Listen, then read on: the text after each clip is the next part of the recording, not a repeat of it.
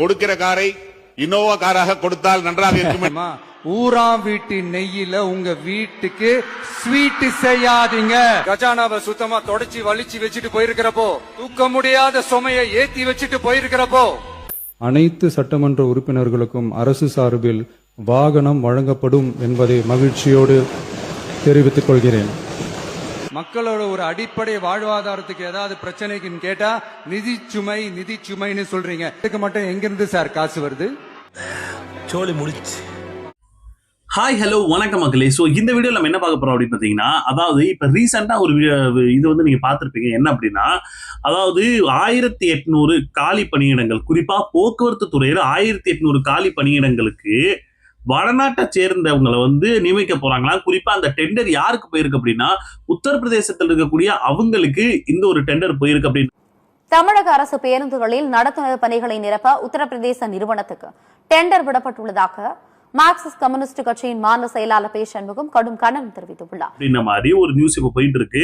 So அது என்னன்றத பார்க்க போறோம். சோ அடுத்து பாத்தீங்கன்னா, இப்ப ஒவ்வொரு அதாவது அந்த இப்ப கட்சி இதாவது இருக்கக்கூடிய ஒவ்வொரு எம்எல்ஏக்கும் பாத்தீங்க அப்படின்னா கார் கொடுக்க போறாங்க அப்படின்ற மாதிரி ஒரு விஷயம் ஓடிட்டு இருந்துச்சு. குறிப்பா காருக்கு மெயின்டெனன்ஸ்க்கு 75 ரூபாயும் அதுக்கு டிரைவருக்கு 25,000 அப்படின்ற மாதிரி ஒரு விஷயம் ஓடிட்டு இருந்துச்சு. அதுக்கு ஒரு எம்எல்ஏ என்ன கேட்டிருக்காரு அப்படின்னா, இன்னோவா கார் கொடுங்க அப்படின்ற மாதிரி எல்லாம் கேட்டிருக்காரு. அது என்னன்றதையும் பார்க்க போறோம். அடுத்து விஜய் அவர்கள், அதாவது சிஎம் விஜய் அவர்கள் இப்ப என்ன சொல்லியிருக்காரு அப்படின்னா, எல்லாத்துக்கும் நீ இதை கேட்டுக்கிட்டு இருக்கீங்க, அதாவது இதுக்கு முன்னாடி நிதியமைச்சர் பேசின அந்த ஒரு விஷயம் உண்மையிலே என்கிட்ட, அதாவது என்னுடைய டேபிள்ல வந்து அந்த ப்ரூஃப் இருக்கு அப்படின்ற மாதிரி ஒரு விஷயம் சொல்லியிருக்காரு.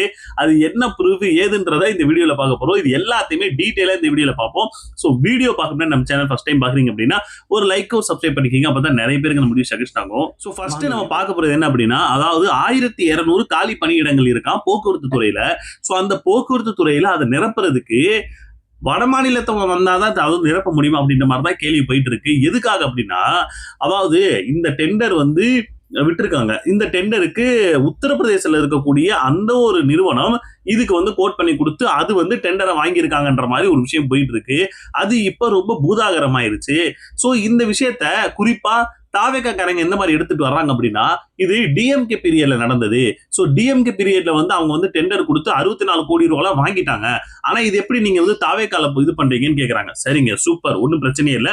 டிஎம்கே தான் அந்த தப்பு பண்ணிச்சு, நாங்களும் அதை ஒத்துக்கிறோம். ஆமா, டிஎம்கே தான் அந்த டெண்டர் வந்து உத்தரப்பிரதேசத்தில் இருக்கக்கூடிய அந்த ஒரு நிறுவனத்துக்கு கொடுத்தாங்க, அக்செப்டட். ஆனா இப்ப அதுக்கான ப்ராசஸிங் எந்த டைம் பீரியட்ல நடந்துகிட்டு இருக்கு? கொடுத்தது என்னமோ அவங்க டைம் பீரியட்னு வைங்க, ஆனா அதுக்குன்னு ப்ராசஸிங் ஒரு 4-5 கட்டமா அந்த ஒரு ப்ராசஸிங் நடக்கும். டெண்டர் கொடுக்கறது, அவங்க கோட் பண்றது, அது வந்து டெக்னிக்கல் அண்ட் பினான்சியல், இந்த 2 ரீசனா அது ரெண்டையுமே பிரிச்சு அதையுமே இது பண்ணுவாங்க, செட் பண்ணுவாங்க. ஸோ இது எல்லாமே நடந்தது எப்ப பாத்தீங்க அப்படின்னா ஆகஸ்ட்ல, அதாவது நீங்க சொல்லக்கூடிய தாவேக்கா ஆட்சிக்கு வரும்போது. சோ நீங்க தான் நிறைய விஷயத்தை பத்தி பேசுறீங்க. அதாவது அவங்க கொண்டு வந்த, அதாவது டிஎம்கே கொண்டு வந்த நிறைய விஷயங்களை நீங்க வந்து ரத்து பண்றீங்க, கேன்சல் பண்ணி விட்டுறீங்க. சரி, இந்த மாதிரிலாம் நாங்க இது கொண்டு வரல, இது வந்து அவங்க கொண்டு வரது நாங்க நடைமுறைப்படுத்த மாட்டோம்னு சொல்லி. சோ அதே மாதிரி இதை நடைமுறைப்படுத்தாம இதை வந்து கேன்சல் பண்ணி விடுங்க, டெண்டரை கேன்சல் பண்ணி விடுங்க. இல்ல நாங்க இதை வந்து கொடுக்கல. ஏன்னா இதுக்கு முன்னாடி இருந்த ஆட்சியில அவங்க என்ன நினைச்சிருப்பாங்கன்னா, ஓகே இப்ப நாம தான் மறுபடியும் ஆட்சிக்கு வரப்போறோம், அதனால நம்ம வந்து கொடுத்துருக்கோம் அப்படின்ற மாதிரி நினைச்சு கூட அவங்க கொடுத்துருக்கலாம். சோ நீங்க வந்திருக்கீங்கல்ல, இந்த விஷயம் இவ்வளவு பெரிய பூதாகரமா போயிட்டு இருக்குல்ல. உங்களுக்கே தெரியும் தமிழ்நாட்டுல எவ்வளவு வேலை வாய்ப்பு, அதாவது வேலை இல்லா திண்டாட்டம் எவ்வளவு போயிட்டு இருக்குன்னு. சோ அது தெரிஞ்ச நீங்க எதுக்காக அதை மறுபடியும் வச்சுக்கிட்டு அது எதுக்கு சுமையா சுமந்துகிட்டு இருக்கீங்க? அதை ரத்து பண்ணி விட்டு நமக்கு, அதாவது நம்ம தமிழ்நாட்டுல யாருமே இல்லையா? அதுக்காக கோட் பண்ணக்கூடிய இது யாருமே கிடையாது, அந்த நிறுவனம் எதுவுமே கிடையாதா? சோ அந்த நிறுவனத்துக்கு கொடுத்து தமிழ்நாட்டில் இருக்கக்கூடிய இளைஞர்களுக்கு வேலை வாய்ப்பு கொடுப்பீங்களா? உத்தரப்பிரதேசத்துல இருக்கிற நிறுவனத்துல நீங்க கொடுத்தீங்கன்னா நாளைக்கு உத்தரப்பிரதேசத்துல இருக்கிறவன் தான் வந்து இங்க வந்து கண்டக்டரா வேலை பார்ப்பான். அப்போ கண்டக்டரா வேலை பார்க்கிறவன்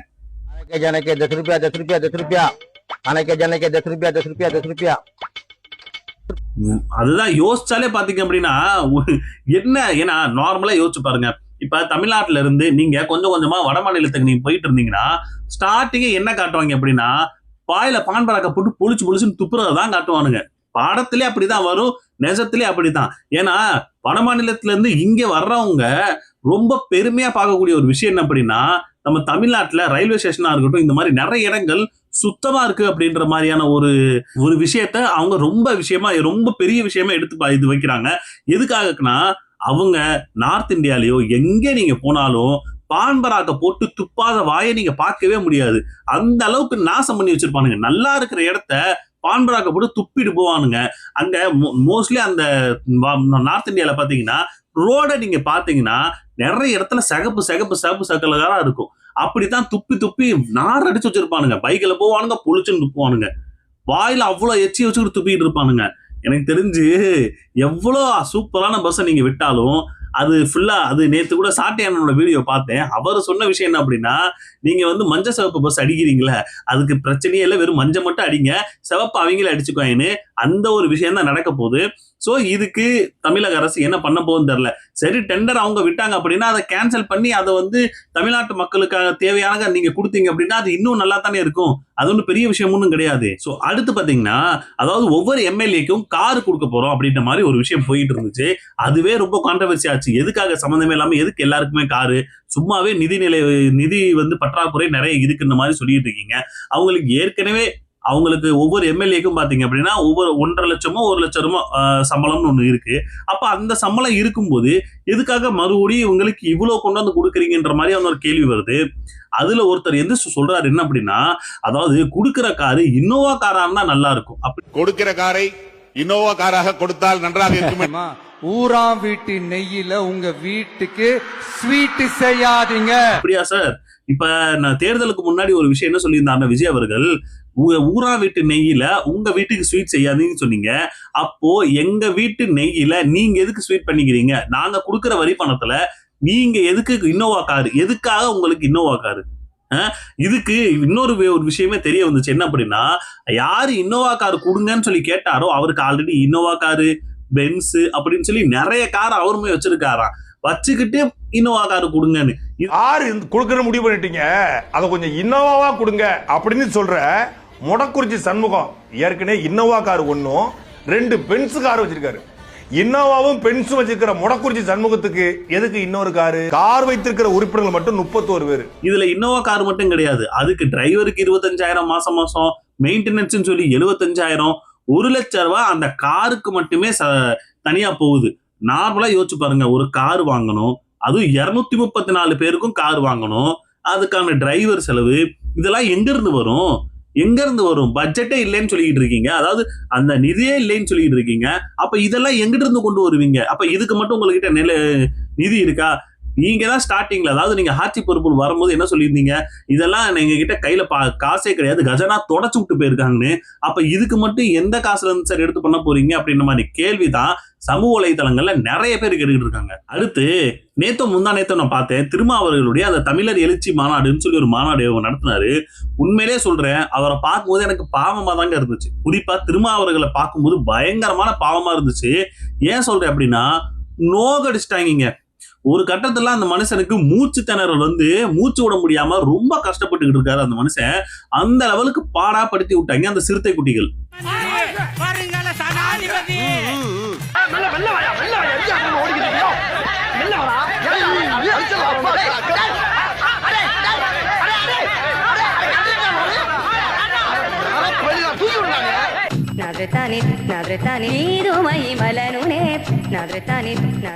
என்ன மார்கால் வாங்கியிருக்காங்க கவி? எதுக்கு இந்த அளவுக்கு? இத பார்க்கும்போது எனக்கு ஒரே ஒரு விஷயத்தான் தோணுச்சு. என்ன அப்படின்னா, இதுக்கு தாவேகா காரனே பரவாயில்ல போல இருக்கே அப்படின்ற லெவலுக்கு நம்மள யோசிக்க வச்சுட்டாங்க. ஏன்னா அவங்களும் அப்படித்தான் பண்ணுவாங்க. மரத்து மேல ஏறுறது, டிரான்ஸ்பார்மர் மேல ஏறுறது, அந்த நடைபா அந்த இது வரும்ல, அந்த ரேம்ப் வாக் பண்ணுவாங்களே, சோ அதுல எல்லாத்துலயும் ஏறிடுவானுங்க. இவனுங்க இன்னும் ஒரு படி மேல போய் மேடையில ஏறிட்டானுங்க. மேடையில ஏறி அவரும் அதை சுத்தி வளைச்சிட்டாங்க முழுக்க. அவருக்கு பாதுகாப்புன்னு இருக்கிறவங்களாலே பாதுகாப்பு கொடுக்க முடியல. அந்த அளவுக்கு சுத்தி வளைச்சு அவரு கூட நின்று போட்டோ எடுக்கிறேன்ற பேர் வழியில பயங்கரமான அட்ராசிட்டி பண்ணி விட்டானுங்க. அவரு பேசுறது பாதி பேசினார் அப்படின்னா, தம்பி இறங்கு, தம்பி பிளீஸ் இறங்கு, எதுக்காக இப்படி ஏறிக்கிட்டு இருக்க, தம்பி உட்காரு, கருப்பு சட்டா உட்காருன்றதான் பல விதமா சொல்லிக்கிட்டு இருக்காரு. எவனும் கேட்கற மாதிரி இல்ல. எவனாச்சும் கேளுங்கடா, பாவன் அந்த மனுஷன், அவரை தான் பார்க்க வந்திருக்கீங்க அப்படின்னா அவர் சொல்ற ஒரு விஷயத்துக்காவது கேளுங்க. இதே மாதிரிதான் தாவேகா காரங்க பண்ணுவாங்க. இதே மாதிரிதான் நம்ம திமுக காரங்க ஊபிஸ் அவங்க அதான் பண்ணிக்கிட்டு இருப்பாங்க. யாருமே ஒழுங்கு கிடையாது அப்படின்ற மாதிரிதான் தோணுது.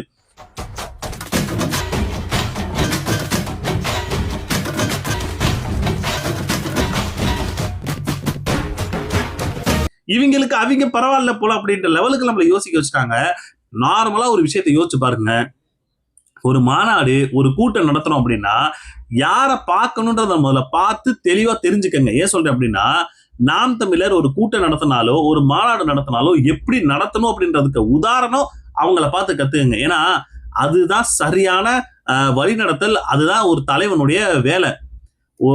உன்னை பார்க்க வர்றவங்க, உங்க பேச்சை கேட்க வர்றவங்கள கட்டுப்படுத்த கூட முடியாத ஒரு தலைவர் எப்படி தலைவரா இருக்க முடியும்?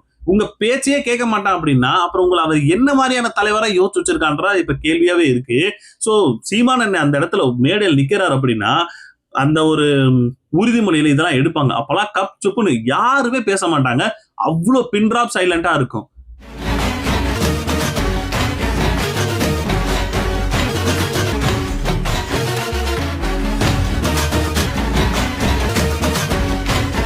நேத்து அந்த இப்ப நடந்த மாநாடுல அப்படியே இருந்துச்சு. யோசிச்சு பாருங்க. இதுதான் ஒரு தலைவன் எப்படி ஒரு நம்மளுடைய இனத்தை எப்படி கட்டுக்கோப்பா கொண்டு போகணுன்றதுக்கு உதாரணம் அதுதான். இவனுங்க பலவிதமா பேசுவானுங்க. நீ அப்படி சீமான் இப்படி சீமான் இப்படின்னு. முதல்ல அந்த கட்டுக்கோப்பை முதல்ல நீங்க கத்துக்குங்கடா. முதல்ல தாவேகா கரைக்கு கத்துக்குங்கடா, அதுக்கப்புறம் பேசுவோம் அப்படின்ற மாதிரிதான் இருக்கு. அடுத்து இப்ப ரீசெண்டா நீங்க பாத்திருப்பீங்க, கர்நாடகால 3 தமிழர்களை சுட்டு கொன்றுச்சு கர்நாடகா வனத்துறை இது சேர்ந்தவங்க.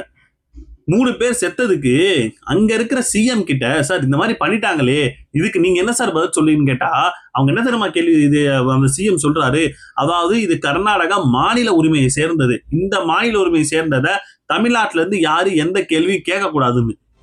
3 பேர் சுட்டுக் கொல்லப்பட்டது தொடர்பாக தமிழகம் தரப்பிலிருந்து சிபிஐ விசாரணை கோரி இருக்கக்கூடிய நிலையில் இது தொடர்பாக செய்தியாளர்கள் DK சிவகுமாரிடம் கேள்வி எழுப்பியிருக்கிறார்கள். அதற்கு அவர் பதில் கூறும்போது, எந்த ஒரு மாநிலத்திற்கும் தங்களுடைய மாநிலத்தின் பாதுகாப்பை உறுதி செய்யும் கடமை இருக்கிறது.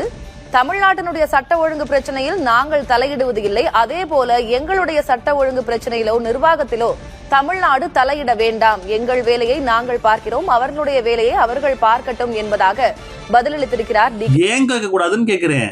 எதுக்கு கேட்க கூடாது? சுட்டு கொன்னது தமிழர்களை. சப்போஸ் இந்த மாதிரி ஒரு விஷயம் தமிழ்நாட்டுல கர்நாடகா சேர்ந்த ஒரு 10 பேரையோ இல்ல ஒரு 5 பேரையோ இந்த மாதிரி ஒரு விஷயம் பண்ணியிருந்தாங்க அப்படின்னா கர்நாடகாவே கொந்தளிச்சிருக்கும். கர்நாடகாவே கொந்தளிச்சு பயங்கரமான வேலையை பார்த்துருப்பானுங்க, எல்லையே மூடி இருப்பானுங்க. தமிழ்நாட்டுல இருந்து வரக்கூடிய பஸ்ஸா இருக்கட்டும் வண்டியா இருக்கட்டும் வச்சு செஞ்சிருப்பானுங்க. அப்ப உங்களுக்கு ஒரு சட்டம் எங்களுக்கு ஒரு சட்டமா? இதே விஷயம் தான் ஒவ்வொரு வாட்டியும் நடக்குது. இதுக்கு முன்னாடி காவிரி பிரச்சனையிலுமே இந்த மாதிரி தான் நடந்துச்சு. தமிழ்நாட்டை சேர்ந்தவங்க மேல ரொம்ப வன்முறையை நீங்க இது பண்றது, தமிழ்நாட்டுல இருந்து வரக்கூடிய பஸ்ஸை எரிக்கிறது, தமிழ்நாட்டுல இருந்து வரக்கூடிய அந்த ஒரு லாரியை நிப்பாட்டி அந்த பெரிய மனுஷரை போட்டு அடிக்கிறது, யாராச்சும் காவேரிக்கு சப்போர்ட் பண்ணிட்டாங்கன்னா அவனை தேடி பிடிச்சி அடிக்கிறது, இந்த மாதிரி பல விஷயங்களை கர்நாடகாரன் பண்ணுவான். ஆனா தமிழரை சுட்டு, அதாவது நாங்க அந்த மாதிரி எதுவும் பண்றது கிடையாது. ஆனா வனத்துறை அதிகாரிக்கு யார் முதல்ல எவ்வளவு பெரிய அதிகாரம் கொடுத்தது? முதல்ல ஒரு மனுஷன் அங்க இருக்காங்க அப்படின்னா அவனை சுட்டு கொல்லணும். அவங்க தப்பு பண்றாங்கன்னா புடிச்சு நீதிமன்றத்தில் நிப்பாட்டுங்க. அதை விட்டுட்டு சொல்றது என்ன? உங்களுக்கு யார் உங்களுக்கு அவ்வளவு பெரிய அதிகாரத்தை கொடுத்ததுன்னு தான் இப்ப எல்லா கேள்வியும் போயிட்டு இருக்கு. அதுக்குத்தான் சிஎம், அதாவது கர்நாடகா சிஎம் அவர்கள் ரொம்ப திமிரா பேசிட்டு இருக்காரு. எங்களுடைய மாநில உரிமையில நீங்க தலையிடக்கூடாதுன்னு. மாநில உரிமையில நாங்க ஒண்ணும் தலையிடல. ஆனா அங்க வாழக்கூடிய தமிழர்களுக்கு இந்த மாதிரி ஒரு பிரச்சனை நடந்துச்சுன்னா தமிழர்களை சேர்ந்த தமிழ்நாட்டை சேர்ந்த நாங்க கேள்வி கேட்காம இல்ல இந்த ஹிந்திக்காரனா கேள்வி கேட்பான். அவனுக்கு நம்மளுக்கு சம்பந்தமே இல்லாத மாதிரி தான் அவன் தெரிஞ்சுக்கிட்டு இருப்பான். அவனுக்கு இதை பத்தி கவலையே கிடையாது. ஏன்னா ஆந்திர காட்டுல 20 பேரை சுட்டுக் கொள்ளும் போது எவனும் எதை பத்தி பேசவே இல்லை. அதுக்கும் நாங்க தான் கதறிக்கிட்டு இருந்தோம். குறிப்பா நாம் தமிழர் சேர்ந்த சீமான் தான் இப்ப வரைக்கும் அதை பத்தி பேசுவாங்க. வேற எந்த தலைவர் பேசி நீங்க பாத்திருக்கீங்க? யாருமே பேச மாட்டாங்க. இப்பவுமே பாத்தீங்க அப்படின்னா நாம் தமிழர் சேர்ந்தவங்களும் நம்ம தான் இதை பத்தி பேசி இருக்கோமே தவிர வேற எவனும் பேச மாட்டாங்க. அப்ப மாநிலம் இதை பத்தி பேசணுமா? அப்ப இங்க அந்த மாதிரி ஒரு நடந்துச்சுன்னா நாங்களும் அப்படி சொல்றோம், நீங்க ஏத்துக்குவீங்களான்றதுதான் இப்ப கேள்வியா இருக்கு. அடுத்து சிஎம் விஜய் அவர்கள் ஒரு விஷயம் சொல்லியிருக்காரு. என்ன அப்படின்னா, அதாவது இப்ப ரீசெண்டா எங்க நிதியமைச்சர் சொன்னார்ல, அதாவது ஒரு 3 டிபார்ட்மெண்ட்டை சேர்ந்தவங்களுடைய ஒரு ஃபைல் என்கிட்ட இருக்கு, ப்ரூஃபோட இருக்கு, அத ஓபன் பண்ண வச்சிடாதீங்க அப்படின்ற மாதிரி ரொம்ப கோவத்துல பேசியிருக்காரு. 1 வீக் பேக் மாண்புமிகு நிதி அமைச்சர் பேசும்போது ஒரு 3 டிபார்ட்மெண்ட்ல இருந்து ரிவ்யூ பண்ணி அந்த ஃபைல்ஸ்லாம் என் டேபிள்ல இருக்குன்னு சொன்னாரு. அது ஏதோ போற போக்குல அவர் சொல்லல, உண்மையிலேயே என் டேபிள்ல இருக்கு, அத்தனையும் ப்ரூஃபோட இருக்கு, ஓபன் பண்ண வச்சிடாதீங்க. என்ன சொல்லியிருக்காரு அப்படின்னா, இந்த மாதிரி ஒரு விஷயத்த என்னை ஓபன் பண்ண வச்சிடாதீங்க. நான் சொல்றேன், சார் ஓபன் பண்ணுங்க. ஓபன் பண்ணுங்க. திமுக காரனை புடிச்சு எதையாச்சும் ஒரு விஷயத்துக்கு வந்து அவங்கள லாக் பண்ணி ஏதாச்சும் ஒண்ணு பண்ணுங்க. ஏன்னா நீங்க ஓபன் பண்ணிடுறேன்னு சொல்லி எதுக்கு பயமுறுத்திக்கிட்டு இருக்கீங்க? பண்ணுங்க. நாங்க அதான் சொல்றோம், பண்ணுங்க. உங்க டேபிள்ல தானே இருக்கு. அப்ப நடவடிக்கை எடுக்க வந்து உங்க கேள்வி உங்க இதுதானே. சப்போஸ் இது வந்து நீங்களே உங்க வாயை திறந்து சொல்லிட்டீங்க, இந்த மாதிரி இந்த ப்ரூஃப் என்கிட்ட இருக்கு, என் டேபிள்ல இருக்கு அப்படின்னு சொல்லி, அதுக்கு நடவடிக்கை இனிமே நீங்க எடுக்கல அப்படின்னா அது உங்க மேல தான் அப்படியே திரும்பும். சார், உங்க கிட்ட ப்ரூஃப் இருந்தும் எதுக்காக இப்ப வரைக்கும் நடவடிக்கை எடுக்காம இருக்கீங்கன்னு சொல்லி நாள்ல மக்களே கேள்வி கேட்க ஆரம்பிச்சிடும். ஏன்னா திமுக காரன் அந்த அளவுக்கு அட்டூழியம் பண்ணவன் தான், இல்லைன்னு நாங்க சொல்லவே இல்லை. அப்ப அவங்க மேல எடுக்க வேண்டிய ஆக்ஷன் எடுங்க. யாருக்கு பயந்துகிட்டு இருக்கீங்கன்றது தான் இப்ப கேள்வியாவே இருக்கு. ஓபன் பண்ண வச்சிடாதீங்கன்னு சொல்லாதீங்க. அது ஓபன் பண்ணப்பட போது அதை ரெடியா இருந்துக்கங்கன்ற மாதிரி சொல்லியிருந்தீங்கன்னா கரெக்டா இருந்திருக்கும். ஓபன் பண்ண வச்சிடாதீங்கன்னா, அதாவது என்ன சொல்றாங்க அப்படின்னா, நீ வந்து என்னை பத்தி பேசாத, நான் உன்னை பத்தி எதுவும் பேச மாட்டேன். சப்போஸ் நீ என்னை பத்தி ஏதாவது நீ பேசணும் அப்படின்னா நான் இதை வந்து கிளப்பி விட்டுருவேன்ற ஒரு என்ன சொல்றது, ஒரு பயமுறுத்திக்கிட்டு இருக்காரு, த்ரெட்டன் பண்ணிக்கிட்டு இருக்காரு. இந்த மாதிரிலாம் பண்ணீங்கன்னா அதை நான் ஓபன் பண்ணி விட்டுருவேன்ட்டு. என்ன சார் என்ன? அடுத்து இப்ப விடுதலை சிறுத்தைகள் கட்சிகள்ல இருந்து நிறைய பேர் வந்து போராட்டத்துல ஈடுபட்டாங்க. சோ அந்த டைம் பீரியட்ல ஒரு போலீஸ்காரரை அடிச்சுட்டாருன்னு சொல்லி ஆகாஷன் நினைக்கிறேன், அந்த பையனை வந்து புடிச்சு ஜெயில வந்து ஒரு கைது பண்ணி, அந்த பையனை கைது பண்ணி 6 வழக்கின் கீழே 6 பிரிவின் கீழே வந்து வழக்கு வந்து பதிவு பண்ணியிருக்காங்கன்ற மாதிரி ஒரு விஷயம் வந்துச்சு. பட் அந்த விஷயத்துல நமக்கே 1-2 முரண்பாடுகள் இருக்கு. 2 பேர் மேலேயுமே தப்பு. ஏன்னா ஒரு போலீஸ் அதிகாரி மேல ஒரு சாதாரண நபர் வந்து கை ஓங்குனதும் தப்பு. ஒரு சாதாரண நபர் மேல போலீஸ்காரங்களும் கை ஓங்கி இருக்க கூடாது. ஏன் சொல்றேன் அப்படின்னா, சாதாரண ஒரு காமன் மேல நீங்க எப்படி முதல்ல கை ஓங்கலான்றதுதான் மிகப்பெரிய ஒரு கேள்வி. நீங்க அடிச்சது சரி அப்படின்னா அவன் அடிச்சதும் சரிதான். அவன் அடிச்சது தப்பு அப்படின்னா நீங்க அடிச்சதும் தப்பு தான். நீங்க அவன் தப்பு பண்றான் அப்படின்னா அவனை கைது பண்ணி உள்ள போடுங்க, வேற ஒன்னும் பிரச்சனையே இல்ல நீதிமன்றத்துக்கு முன்னாடி நிப்பாடுங்க. இந்த மாதிரி இவன் பண்ணான்னு, அவன் எந்த தப்புமே பண்ணவே இல்லைங்க. போராட்டம் பண்ணிக்கிட்டு இருக்கிறது விசிகா, அதை தடுத்துக்கிட்டு இருக்கிறது, அதை வந்து சமாதானம் பண்ணிக்கிட்டு இருக்கிறது போலீஸ்காரங்க. சம்பந்தமே இல்லாம வேலைக்கு போகணும்னு சொல்லி வந்துகிட்டு இருந்த அந்த பையனை புடிச்சு அவங்க கூட ஆல்ரெடி பாத்தீங்க அப்படின்னா விசிகா காரங்க வந்து விடுதலை சிறுத்தைகள் வந்து ரொம்ப சண்டை போட்டு அவனும் ஒரு மாதிரி ட்ரிகர் ஆயிட்டான். இந்த மாதிரி இவங்க பேசிடும் போது அவனும் ட்ரிகர் ஆயிட்டான். போலீஸ்காரன் வரும்போது சார் நான் வேலைக்கு போகணும் சார் அப்படின்னு சொல்லி அவன் சொல்லிட்டு இருக்கும் போதுதான் இவங்க ரொம்ப அவனே ட்ரிகர் பண்ணி விட்டு அவனை நான் வந்து அடிச்சுட்டு வேண்டாம்னு சொல்லும்போது எங்க அடி பாப்போன்னு சொல்ல அடிச்சுட்டாங்க. அடிச்சோன்னா அவனு திருப்பி அடிச்சு விட்டான். இதுதான் நடந்த விஷயம். சோ 2 பேர் மேலயுமே தப்பு இருக்கு. அவன் மேல நீங்க கேஸ் போடுறீங்க அப்படின்னா போலீஸ்காரங்க மேலேயும் கேஸ் போட்டு தான் ஆகணும். பட் இப்ப நடந்திருக்கிற அந்த சிச்சுவேஷன் என்ன அப்படின்னா, அந்த பையனை இப்ப ரிலீஸ் பண்ணிருக்காங்க, குறிப்பா பிணையில வந்து ரிலீஸ் பண்ணிருக்காங்கன்ற மாதிரி ஒரு விஷயம் வந்துகிட்டு இருக்கு. சோ வணக்கம் நிகிதா. அதாவது தஞ்சாவூரில் காவல் அதிகாரியுடன் வாக்குவாதம் செய்து பதிலுக்கு அடித்த சம்பவத்தில் கைது செய்யப்பட்ட ஆகாஷ் மற்றும் ஐயப்பன் இருவரும் 1 நாள் நீதிமன்ற காவலுக்கு பின் தற்போது வந்து பிணையில் விடுதலை செய்யப்பட்டுள்ளார். சோ எந்த வழக்குலையுமே அவன் மேல வந்து எந்த பிரிவுலையுமே வழக்கு போடல, இது வந்து எதிர்பாராம நடந்த ஒரு விஷயம் அப்படின்ற மாதிரி இந்த இதை வந்து கொண்டு போயிட்டாங்க. பட் பிணையில தான் வெளியிட்டிருக்காங்கன்ற மாதிரி ஒரு நியூஸ் வந்திருக்கு. சோ இதுவே ஒரு சரிதான். ஏன்னா இந்த மாதிரி இனிமே போலீஸ்காரங்க யாரும் ஒரு சாதாரண ஒரு மக்கள் மேல கை ஓங்க கூடாதுன்றதுக்கு இதுவே ஒரு பெரிய உதாரணம். அடுத்து பாத்தீங்கன்னா நம்ம விஜய் அவர்கள் வந்து சொல்லியிருக்காரு என்ன அப்படின்னா, நான் பேசுவேன் சார், பேசாமலாம் இருக்கக்கூடிய இதுல பேசுவேன், நான் நல்லா பேச போய் இந்த மக்கள் மேல பாசமா இருக்க போய் தான் என்னைய எல்லாரையுமே செலக்ட் பண்ணி உள்ள உட்கார வச்சிருக்காங்கன்ற மாதிரி ஒரு விஷயம் சொல்லிட்டு இருக்காரு. எனக்கு அதுல ஒரு என்ன விஷயம் அப்படின்னா, இப்ப வரைக்குமே விஜய் அவர்கள் தேர்தலை நோக்கி தான் இப்ப வரைக்குமே போயிட்டு இருக்காரு. குறிப்பா இடைத்தேர்தல் வரப்போகுது, அதுலயாவது 1-2 பேர் ஜெயிக்கட்டுமே அப்படின்றதுக்காக நான் விட்டு வச்சிருக்கேன் அப்படின்ற மாதிரி இப்பவும் சொல்லிட்டு இருக்காரு. என்ன சார், நான் பேசுவேன், பேச மாட்டேன்லாம் இல்ல, ஆனா இடைத்தேர்தல்லையாவது அவங்க வந்து ஜெயிக்கட்டுமே.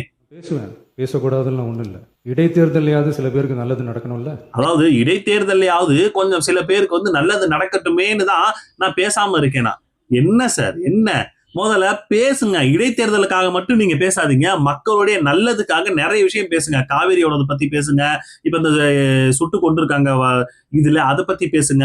இன்னும் நிறைய விஷயங்கள் இருக்கு, அதை பத்தி இப்ப வரைக்குமே பேசாம நான் வந்து இடைத்தேர்தலுக்காக நான் வந்து அமைதியா இருக்கேன், பேசாமலாம் இல்ல, இடைத்தேர்தலுக்காக அமைதியா இருக்கேன், மத்தவங்களுக்காக கொஞ்சம் நல்லது நடக்கட்டுமேனு. அப்படியா சார், சூப்பர் சார். அடுத்து இன்னைக்கு நடந்த சட்டமன்றத்தில் பாத்தீங்க அப்படின்னா, ராஜ்மோகன் ஒரு இடத்துல கொந்தளிச்சிட்டாரு. என்ன அப்படின்னா, டிஎம்கே காரங்களுக்கு உண்மையிலே சொல்றேன், யாருக்குமே சட்டமன்றத்துல எப்படி இருக்கணும்ன்ற அந்த ஒரு புரிதல் யாருக்குமே கிடையாது. அதாவது டிஎம்கே காரவங்க டிவிகே சேர்ந்த ஒரு எம்எல்ஏவை பைத்தியம்னு சொல்லி திட்டி இருக்காரு. குறிப்பா அவங்க இருந்து அடிக்கிறதுக்கு கை ஓங்கிட்டு வந்தார் அப்படின்ற மாதிரி ராஜ்மோகன் அவர்கள் அந்த சட்டமன்றத்தில் ஒரு கண்டனத்தை தெரிவிச்சிருக்காரு. என்ன அப்படின்னா, என்ன சார் இது, என்ன சட்டமன்றத்தில் எப்படி நடந்துக்கிறதுன்னு கூட ஒரு இது முறை கூட தெரியாம பைத்தியன்னு சொல்றாரு, அடிக்கிறது கை ஓங்கிட்டு வராரு, இதெல்லாம் நீங்க பாத்துக்கிருக்கீங்கன்னு சொல்லி ராஜ்மோகன் அவர்கள் அந்த இடத்துல கொந்தளிக்கிறாரு. இப்ப அடிக்கிறதுக்கு பாஞ்சு வராரு, கைய வாங்கிட்டு வராரு. என்ன வார்த்தை இது, பைத்திய மாதிரி பேசுறாங்கன்றாங்க. சோ இது கண்டிக்கத்தக்கதுதான். ஏன்னா சட்டமன்றத்துக்குன்னு ஒரு ஒழுங்குமுறை இருக்கு, அப்பதான் வந்து அவங்க கடைபிடிச்சுதான் ஆகணும். அதை கடைபிடிக்காம இந்த மாதிரி பண்றது பேசுறதெல்லாம் ரொம்ப தப்பான விஷயம் தான். அது வந்து கண்டிக்கத்தக்கதுதான். ராஜ்மோகன் சொன்னது அது சரிதான், இந்த மாதிரி பேசுனது தப்பு. இந்த விஷயம் இன்னைக்கு நடந்த சட்டமன்றத்திலேயே பாத்தீங்க அப்படின்னா நம்ம ஆதவு எவ்வளவுதான் அசிங்கப்படுவாருன்னு தெரியல. ஆதவ் பேசிக்கிட்டு இருக்கும்போது ஏதோ ஒரு விஷயத்த வாயை விட்டாரு. விட்டோன்னு சபாநாயகர் இங்க பாருங்க, அளவை நான் நிர்ணயிச்சுக்கிறேன், நீங்க பேசுறது பேசுங்க. அதாவது என்னத்தையோ பேசியிருக்காரு, வாயை விட்டாரு மனுஷன். அதை கேட்டுட்டு சபாநாயகர், அதெல்லாம் நீ பேச வேணாம், அளவு என்ன அளவோ அதை நான் நிர்ணயிச்சுக்கிறேன், நீங்க என்ன பேச வந்தீங்களோ அதை மட்டும் பேசிட்டு போங்கன்னு சொல்லி. என்ன பேசணும் பேசலாம், எங்களுக்கும் அவை தெரியும். அளவை நான் நிர்ணயிக்கிறேங்க, நீங்க பேசுங்க. அளவை நான் நிர்ணயிக்கிறேங்க, அளவை நான் நிர்ணயிக்கிறேன். உண்மையிலே சொல்றேன், எனக்கு தெரிஞ்சு கொஞ்ச நாள சபாநாயகரை சேஞ்ச் பண்ணாலும் பண்ணிடுவாங்களோன்ற ஒரு டவுட் வருது. எதுக்குன்னு உங்களுக்கு தெரியும். முதலமைச்சர்னு ஒருத்தர் இருக்காரு, முதல் போட்ட அமைச்சர்னு இருக்காரு. முதலமைச்சர் பேசும்போது சபாநாயகர் எதுவும் பேசுறது கிடையாது. ஏன்னா முதலமைச்சர் அந்த அளவுக்கு பேசாம இருக்கிறதுனால அவர் அதை பத்தி இது பண்றது இல்ல. ஆனா முதல் போட்ட அமைச்சர், முதல் போட்டவங்களுக்கு தானே அந்த வழி தெரியுன்ற மாதிரி எந்த செஞ்சு பேசுறேன்ற பேர் வழியில தப்பு தப்பா பேசி சபாநாயகர்கிட்ட அசிக்கப்படுறதே ஒரு வேலையா போச்சு. அதனால இப்பவும் அந்த மாதிரி அசிங்கம் தான் பட்டுக்கிட்டு இருக்காரு. சோ கடைசியா பாத்தீங்க அப்படின்னா, சட்டமன்றமா இல்ல ஏர்டெல் சூப்பர் சிங்கருக்கு ஹால் எடுத்துக்கிட்டு இருக்காங்களான்னு சொல்லி இப்ப வரைக்குமே தெரிய மாட்டேங்குது. ஒவ்வொருத்தவங்க விஜய புகழ்றேன்ற பேர்ல பாட்டா பாடி தள்ளிட்டு இருக்காங்க, புகழ்ந்து தள்ளிட்டு இருக்காங்க. இப்பவும் பாத்தீங்க அப்படின்னா ஒரு அம்மா எதிர்த்து பாட்டு பாடிட்டு இருக்கு, கொடுத்ததெல்லாம் கொடுத்தார், இவன் யாருக்காக கொடுத்தான்னு சொல்லி அந்த அம்மா பாட்டு பாடிட்டு இருக்கு. கொடுத்ததெல்லாம் கொடுத்தார், இவர் யாருக்காக கொடுத்தார், ஒருத்தருக்கா கொடுத்தார். ஏங்க சட்டமன்றத்துல மக்கள் பிரச்சனையை பேசுவீங்களா? இப்ப நேத்து தான் சொன்னார் சபாநாயகர், நீங்க யார கவர்றதுக்கு நீங்க பேசுறீங்க, யாருடைய கவனத்தை ஈர்க்கிறதுக்கு நீங்க பேசுறீங்கன்னு சொல்லி சபாநாயகர் கேட்டாரு. அதே விஷயத்தான் இந்த விஷயத்துக்கும் கேட்கிறேன். ஏன்னா இது யார கவனம் இருக்கிறதுக்கு நீங்க பாட்டு படிக்கிட்டு இருக்கீங்க? விஜய் அவர்கள் அதைத்தான் நீங்க பண்ணணும் அப்படின்னா நீங்க ஒரு ரூம் போட்டு அதை பத்தி பாட்டு பாடுங்க, இல்ல நீங்க தனியா ஒரு மேடை போட்டு பாட்டு பாடுங்க, என்னத்தையோ பண்ணுங்க. சட்டமன்றம் அதுக்கு இடம் இல்லைன்னு தான் எப்பல இருந்து சொல்லிட்டு இருக்கோம். இன்னும் யாரும் கேட்கற மாதிரியே கிடையாது. சோ என்னத்தை பண்ண போறாங்கன்னு சத்தியமா புரியவே இல்லைங்க. இன்னும் நிறைய பாட்டுகளை வந்து பாக்குறதுக்கான நம்ம ரெடியா தான் இருக்கணும். சோ அவ்வளவுதாங்க. நீங்க என்ன நினைக்கிறீங்க? உங்களுடைய கருத்துக்களை பதிவு பண்ணுங்க. அடுத்த வீடியோல பார்ப்போம். பாய்.